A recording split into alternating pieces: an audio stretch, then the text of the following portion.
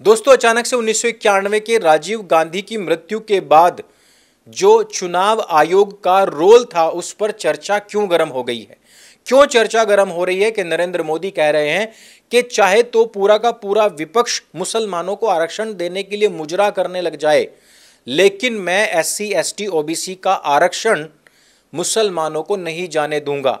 क्यों अचानक से नरेंद्र मोदी के खिलाफ इस प्रकार के आरोप लग रहे हैं कि वो चुनाव आयोग का दुरुपयोग कर रहे हैं, और क्यों उनके मुंह से निकला हुआ मुजरा शब्द आखिरकार पूरे के पूरे विपक्ष को दंश की तरह काट रहा है, बिच्छू के डंक की तरह जहर फैला रहा है। इस पर हम थोड़ी सी चर्चा करेंगे। 1991 के चुनाव थे और उस समय पर मुख्य चुनाव आयुक्त थे टीएन शेषन। टीएन शेषन को 1990 में राजीव गांधी के कहने पर ही चंद्रशेखर की सरकार ने मुख्य चुनाव आयुक्त बनाया था, और उस समय के जो कानून मंत्री थे यानी कि सुब्रमण्यम स्वामी जी, उनका महत्वपूर्ण योगदान था राजीव गांधी के उस आदेश का पालन करने में। अब आप मजेदार बात ये देखिए कि चुनाव आयुक्त की जो पोस्टिंग है वो किसी नेता के कहने पर नहीं हो सकती है, लेकिन उस समय पर ऐसा हुआ करता था। और मजेदार बात यह भी है कि उस समय पर कोई तानाशाही नहीं होती है, आजकल के जो जर्मन लोग ये बात बता रहे हैं हमें। लेकिन मुख्य चुनाव आयुक्त टीएन शेषन अगले चुनाव करवा रहे होते हैं। प्रथम चरण का जो चुनाव है वो समाप्त हो चुका होता है 20 मई 1991 को। अमेठी की सीट पर राजीव गांधी का चुनाव भी समाप्त हो चुका था और वो अगले दिन वहां से निकल करके तमिलनाडु पहुंचते हैं।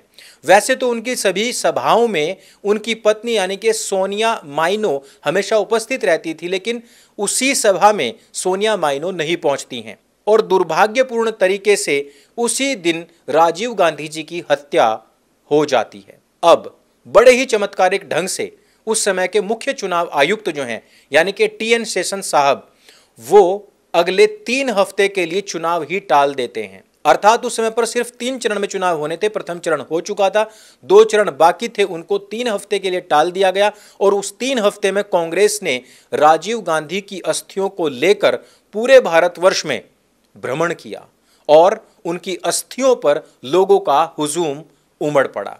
जहां एक तरफ प्रथम चरण के 211 सीटों पर हुए चुनाव के बाद भारतीय जनता पार्टी को 92 सीट मिलती है, अर्थात उस समय पर जब पिछले चुनाव में उनको टोटल ही 85 सीट आई थी और प्रथम चरण में ही 92 आ रही हैं, यानी कि भारतीय जनता पार्टी की उस समय पर काफी प्रचंड लहर चल रही थी। लेकिन कांग्रेस ने अपने डूबते हुए जहाज को बचाने के लिए अपने उस तुरप के पत्ते का इस्तेमाल किया जिसको उन्होंने 1990 में सेट किया हुआ था, और वो थे उस समय के मुख्य चुनाव आयुक्त।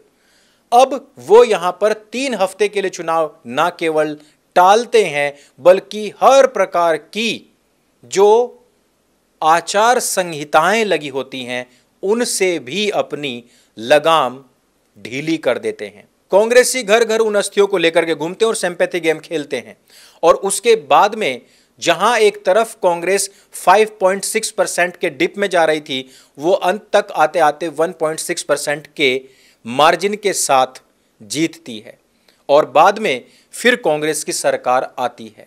अब आप जरा सोचिए कि टीएन शेषन जो कि खुद कांग्रेस के द्वारा ही नियुक्त किए गए व्यक्ति और जिन्होंने बाद में लाल कृष्ण आडवाणी के खिलाफ 1999 में चुनाव भी लड़ा था, हालांकि वो तकरीबन 1,60,000 वोटों से हार गए थे, लेकिन वो व्यक्ति जो खुद राष्ट्रपति का चुनाव तक लड़ गया, क्या इस प्रकार के चुनाव आयुक्तों के ऊपर आपका विश्वास हो सकता है, जम सकता है? मेरा तो नहीं जमता है। कांग्रेस इस प्रकार से पूरा का पूरा गेम खेलती रही है, लेकिन आजकल के पैदा हुए बच्चों को लगता है कि एक जर्मन में बैठा हुआ हिंदुस्तान का गद्दार व्यक्ति जो बोल रहा है केवल वही सच है, वही तानाशाही है रियल, जो आज की तारीख में सरकार सत्ता कर रही है। लेकिन उस जमाने में क्या हो चुका उस पर हम कुछ भी गौर ना करें। अब आती है दूसरी बात मुजरे की। प्रधानमंत्री नरेंद्र मोदी ने क्यों कहा कि पूरा का पूरा विपक्ष अगर मिलकर के भी मुजरा करने लग जाए तो भी मैं ओबीसी एसटी और एससी का जो आरक्षण है वो मुसलमानों को नहीं जाने दूंगा। मैं मानता हूं कि प्रधानमंत्री नरेंद्र मोदी ने अपनी भाषा की मर्यादा का बहुत प्रयोग किया है। अगर उनके स्थान पर मैं भाषण दे रहा होता तो मैं अपनी किताब ढाई मोर्चे का चक्रव्यूह की भाषा का प्रयोग करते हुए कहता कि अगर तुम उनके सामने सपरिवार निर्वस्त्र होकर के लेट भी जाओगे, पढ़ भी जाओगे अलग अलग पोजीशंस में, तो भी वो आपका कोई बेनिफिट नहीं करेंगे, क्योंकि उनका मेंटल स्टेटस केवल और केवल गजवाए हिंद के लिए काम करता है। वो केवल और केवल स्ट्रैटेजी चेंज कर रहे हैं, वो अपने गजवाए हिंद का मकसद है उसको नहीं भूलेंगे। लेकिन फिर भी पूरा का पूरा विपक्ष कह रहा है कि यह महिलाओं का अपमान है, यानी कि मुजरा महिलाओं का अपमान हो गया। यही मीडिया और यही नेतागण अभी तक संजय लीला भंसाली के हीरा मंडी की पूरी भरसक प्रशंसा करते हुए कह रहे थे कि देखिए मुजरा करने वाली महिलाओं ने किस प्रकार से देश को आजादी दिलवाई, देखिए उसमें कितना हसीन प्रदर्शन किया गया है मुजरा करने वाली वैश्या महिलाओं का। कल तक यही मुजरा आपके लिए ग्लोरीफाई करने वाली वस्तु थी, वर्ड था, लेकिन आज आप इस पर ऑफेंड हो गए। और ये मुजरा करने वाली बात कौन सी है? जरा ध्यान दीजिएगा कि यही इंडी गठबंधन और यही संजय राउत और उद्धव ठाकरे जो कि भगवा पहन करके घूमते हैं और शिवसेना के अध्यक्ष हैं, वो लोग भी शिंदे जी के लिए कह रहे थे कि दिल्ली में अमित शाह के सामने जाकर के वो मुजरा कर रहा है। ये मुजरा शब्द तब सामने नहीं आया था क्या? संजय झा खुद अपने आप को डांसर बोल रहे हैं और बार बार डांसर बोल रहे हैं। वहां पर आपको डांसर ना बोल करके सिर्फ मुजरा बोला गया है, लेकिन आप ऑफेंड हो गए। मुझे लगता है कि हो सकता है कि कांग्रेस का ऑफेंड होना एक बार को बनता है, क्योंकि नरेंद्र मोदी जी ने एक घिसा पेटा वर्ड यूज किया है जिसको उन्होंने मुजरा कहकर के पुनः पूरा वाक्य बना दिया। उन लोगों ने इसमें बहुत ज्यादा अपलिफ्टमेंट किया था और उन्होंने बार डांसर तक का खिताब प्राप्त कर लिया था, लेकिन आप उनको फिर भी मुजरा वर्ड यूज करके 400 साल पीछे धकेल रहे हैं। नरेंद्र मोदी जी, मैं आपको दिल से माफ नहीं करूंगा, क्योंकि आपने यहां पर मुजरा वर्ड यूज किया है, जबकि उन्होंने अपने ऑक्यूपेशन में तरक्की लाई, वहां तक की पूरी शिक्षा प्राप्त की और तब जाकर के वो बार डांसर बनी, तब जाकर के उन्होंने यहां के रहने वाले एक शहजादे का दिल जीता और उसके बाद में उनके परिवार का पूर्ण रूपेण सफाया करने के बाद वो एक सुप्रीम प्राइम मिनिस्टर बन के बैठी। नरेंद्र मोदी जी, आप उनके इस टैलेंट को इग्नोर कर रहे हैं, आप उनके इस टैलेंट को कहीं ना कहीं डिमीन कर रहे हैं, इसलिए उनको दिल से बुरा लगना लाजमी था। हालांकि आपने जिस शब्द का प्रयोग किया है उस प्रकार के शब्दों का प्रयोग भी निहितार्थ ही है, क्योंकि आप उनके प्रिंस को भी शहजादा बोलते हैं। तो डांसर के लिए आपका मुजरा वर्ड यूज किया जाना हो सकता है कि प्रासंगिक हो, लेकिन अगर हम पूरे परिप्रेक्ष्य को देखें तो कांग्रेस ने आज तक भी इस बात से डिनाई नहीं किया कि वो SC, ST और OBC का आरक्षण मुसलमानों को नहीं देगी।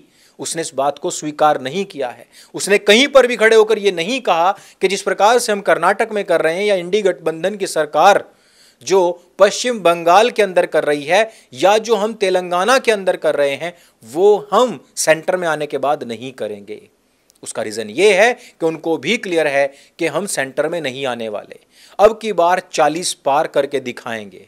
केवल उनका विजन यहीं तक है। हमारे बहुत सारे दर्शक गण भी हो सकते हैं, बहुत सारे हिंदू युवा बहन और बेटियां भी हो सकती हैं, हमारे भाई भी हो सकते हैं जो इस बात से ऑफेंड हो सकते हैं कि उन्होंने मुजरा वर्ड क्यों यूज कर दिया। उनको लगता होगा कि हाँ, वास्तव में तानाशाही चल रही है, लेकिन वो TN शेषन के उस पूरे के पूरे कालखंड और उनके द्वारा किए गए कुकृत्यों को भी जरा देखिए।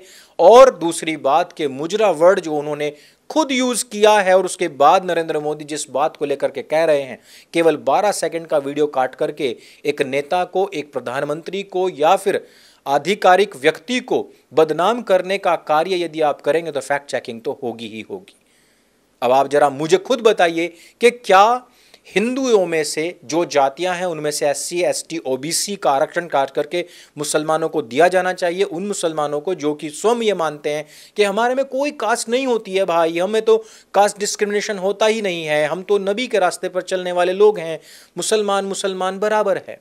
जब तुम्हारे यहाँ पर इतनी बराबरी है तो तुम्हें जरा सी भी लिहाज क्यों नहीं आती है कि किसी गरीब का, किसी लाचार का आरक्षण काट करके अपनी झोली में डलवाने के लिए तुम वोट कर देते हो? ये अपने गिरेबान में झांकने का वक्त था, लेकिन इस समय पर पूरा का पूरा चिंदी गठबंधन देख रहा है तो उस तरफ जो अपने फोकस पर लगा हुआ है और अपनी जीत के लिए आश्वस्त होकर के बैठा हुआ है। इस वीडियो में सिर्फ इतना ही। अगर ये वीडियो आपको अच्छी लगती है, जानकारी से भरपूर लगती है, तो इसको सबके साथ में शेयर अवश्य करें।